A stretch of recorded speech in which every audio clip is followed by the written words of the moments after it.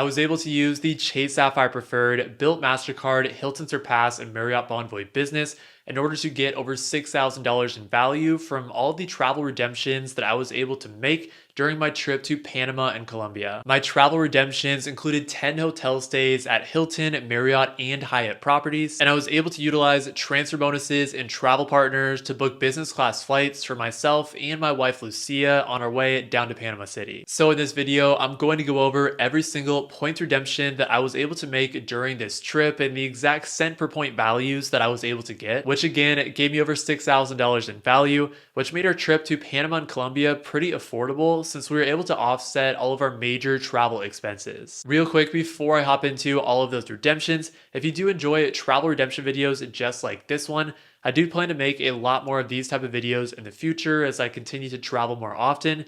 So if you want to see more videos just like this, then hit that like button and subscribe down below. Okay, now let's get into all of those travel redemptions that I was able to make, and let's start with the flights. I'm going to go in chronological order. So the first flight that we booked was actually round trip flights from Seattle to Austin, Texas. And this is actually going to be one of the few parts of this trip that we actually didn't use any points or have any redemption for, because both Lucia and I had $400 Alaska flight certificates that we got from our baggage being significantly delayed during our honeymoon. So we basically utilize those Alaska certificates to cover the entire cost of our flights from Seattle to Austin, Texas. And we utilized Austin as our positioning city because we found a great flight option that was direct from Austin to Panama City that flew out the next day. So if we get into that flight from Austin to Panama City, this is where the actual travel redemptions start to come into play. Since I did utilize a transfer bonus to transfer Chase points over to Aeroplan with a 25% boost, and then I utilized those Aeroplan points to book business class flights on Copa Airlines to Panama City. To break down that redemption, I utilized 65,260 Aeroplan points to book this flight,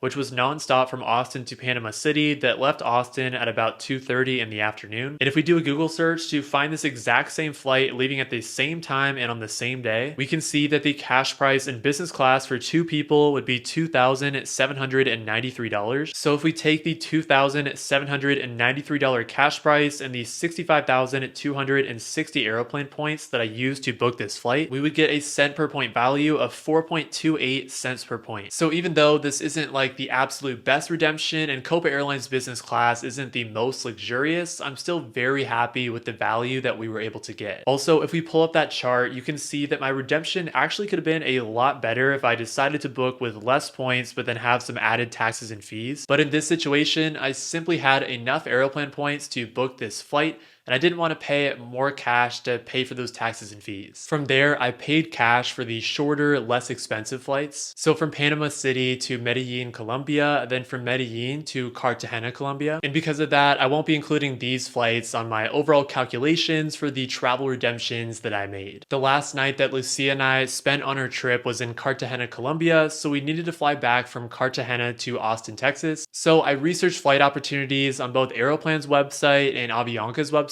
but I didn't really find any flight redemptions that I felt like were good value and didn't make me pay a significant amount of taxes and fees. So I did go with the simplistic route, so I booked flights to the Chase travel portal on Delta from Cartagena back to Austin, Texas. So I paid 49,000 Chase points for that flight for both Lucia and I, which I believe had a cash rate of $620. And so since I used my Chase Sapphire Preferred, I got 1.25 cents per point in value. Overall, in terms of flights, my big redemption was definitely those business class flights to Panama, but I definitely had more overall travel redemptions when it comes to the hotel stays. So if we get into the travel redemptions that I made in terms of those hotel stays, I'll once again start in chronological order. Before I get into any of the hotels that I stayed at in Panama or Colombia, we stayed the night at the Hyatt Regency in Austin, Texas the night before we started our trip, and I basically paid $50 in cash in order to trigger the $50 hotel credit on the Chase Sapphire Preferred, and then I paid for the rest of that hotel stay with Chase points, so 22,500 Chase points,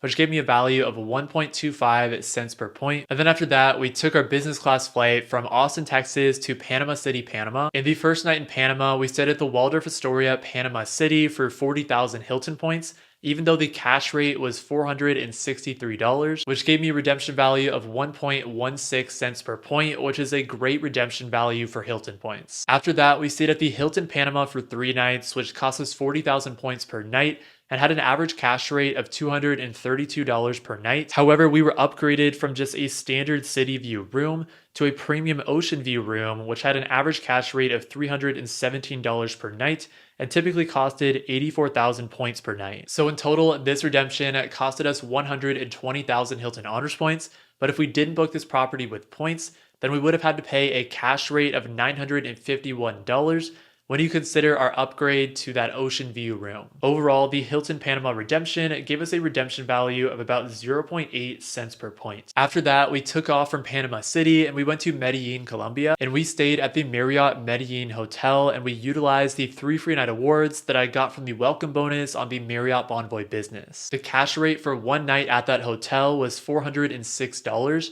So we got a total value of $1,218 from those 3 free night awards. After Medellin, Lucia and I spent the last night of our vacation in Cartagena, Colombia. And this last day was more of our relaxing day since most of the trip was adventuring and exploring. So we stayed at an ocean view suite room at the Hyatt Regency Cartagena. And we booked that property for 10,000 Hyatt points that I transferred over from Bilt, and then $168 in cash on top of that. The cash rate for that room was $335 per night. So if we subtract the $168 and take into account the 10,000 points, we would get a redemption value of 1.67 cents per point. This isn't necessarily the best value for a Hyatt redemption, but I'm still happy with it because we had a great time enjoying the pool and enjoying the room as well.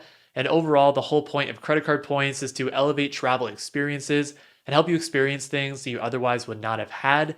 And this definitely checked that box. Now, in order to give you an overall outlook of the travel redemptions that we made, I'm going to get into the combined value from all of those travel redemptions. So I got a total value of $100 from the hotel credits on both mine and Lucia's Chase Sapphire Preferreds. Because I used my hotel credit for the start of the trip in Austin, Texas, then we used Lucia's hotel credit on the back end. I got $2,793 in value from the business class flights that we booked from Austin, Texas to Panama City, Panama, $463 in value from our night at the Waldorf Astoria, Panama City, and $951 in value from the 3 nights at the Hilton Panama, $1,218 in value from the 3 Marriott Free Night Awards that we used to book 3 nights at the Medellin Marriott Hotel, $167 in value from the 1-night stay that we booked at the Hyatt Regency Cartagena, and finally $620 in value from the flights that we booked through the Chase Travel Portal from Cartagena back to Austin, Texas. In all, we got $6,312 in value from all the travel redemptions that we made, which if it weren't from credit card points, we would have had to pay in cash, and because of that, very likely would not have been able to go on this trip. We needed a total of 328,760 points to execute all of these travel redemptions, which, since we got a value of $6,312,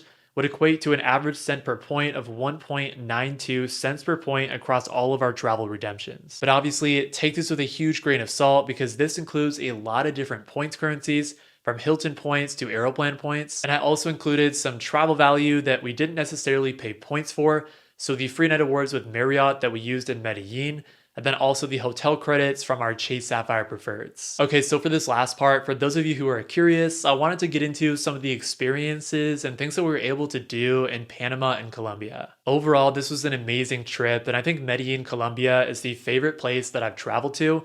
And overall, travel experiences like this are some of my favorite times of my life. So to start, we stayed in Panama from Thursday night until Monday morning. And while we were in Panama, we did a lot of exploring and ate at some authentic Panamese restaurants, which included a lot of foods like plantains, ceviche, and fish. As an example, we ate at one restaurant called Fonda Lo Que Hay, which we got the catch of the day at, and it was probably the most flavorful fish that I've ever had in my entire life. Saturday was definitely our most eventful day while we were in Panama, because we went on this tour across the river in Panama to a place called the Monkey Island, where we saw multiple different species of monkeys, and we even saw one monkey that climbed down onto our boat and then grabbed grapes out of our hands and started eating them. After the Monkey Island tour, we went straight to the Miraflores Locks, which is a place where you can view the Panama Canal. So once we got there, we started by watching a 1-hour-long documentary that is narrated by Morgan Freeman going over the importance of the canal. And then after that, we went up to the observation deck and we started to view some of the large ships that were coming through the canal. Sunday was more of a relaxing day in Panama, so we enjoyed the view from our room.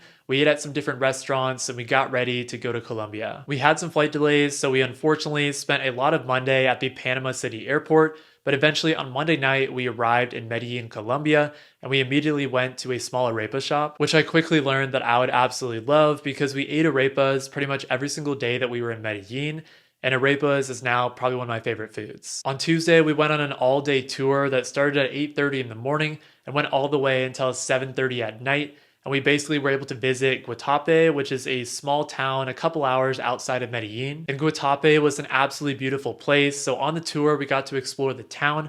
We went on a boat ride where we saw the houses of popular Spanish artists like J Balvin and Maluma. Plus, on the tour, Lucia and I made friends with one person that was from Argentina, one person that was from the Dominican Republic, and one person from Canada. We ended up hanging out with these guys pretty much the entire tour, which made it super memorable, and we exchanged contact info, so now I have some new friends in some different locations throughout the world. But anyway, later I actually went jet skiing out on this lake near Guatape with my new friend from Argentina and my new friend from the Dominican. Then Lucia and our new friends ate a late lunch in Guatape, and we visited El Peñol, which is this massive rock that is out by the town of Guatape, and you can actually climb all the way to the top and get amazing views of the surrounding area. So that was a super awesome experience as well. On Wednesday, Lucia and I went on a tour of Comuna 13, which is a neighborhood in Medellin. This was amazing to see because Comuna 13 basically used to be one of the most violent and dangerous places in the world, but now it has transformed into a vibrant cultural area that a lot of people visit to learn about the history and the amazing people that live there. So it was super cool to see that transformation. After the tour, Lucia and I hung out in Comuna 13 for a little bit longer, and then we Ubered to a restaurant in the suburb of Lorales, which I absolutely loved. On Wednesday night, Lucia and I got dinner at Alambique, which is one of the nicest restaurants in Medellin, and it's absolutely massive. There's like 3 or 4 different floors, and the very top floor that we actually ate at had rooftop views of the entire city. On Thursday, we spent a lot of time at the airport again due to some flight delays, but we eventually arrived in Cartagena, Colombia on Thursday afternoon. Thursday in Cartagena was more of a relaxing day since we booked that ocean view suite and then also had that nice pool at the Hyatt Regency in Cartagena. And then on Friday, we began our trip back to Seattle. My goal is actually to live somewhere in Latin America for a year, hopefully in the next year or two, because I absolutely love it. And then I also right now am proficient in Spanish, but I want to become fluent, and I think living there would definitely do the trick. However, in order to do that, I would definitely need to figure out what my optimal job situation is going to look like. And obviously the success of this YouTube channel could actually help a ton with that. But I hope you all enjoyed this video. I'm hoping to do a lot more of these redemption style videos in the future, so you can get a sense of how I'm actually redeeming my points and how I'm actually using them. If you enjoyed this video though, I think you'll enjoy this video where I go over how many credit cards you realistically need. Thank you all so much for watching this video, and I hope you all have a great rest of your day.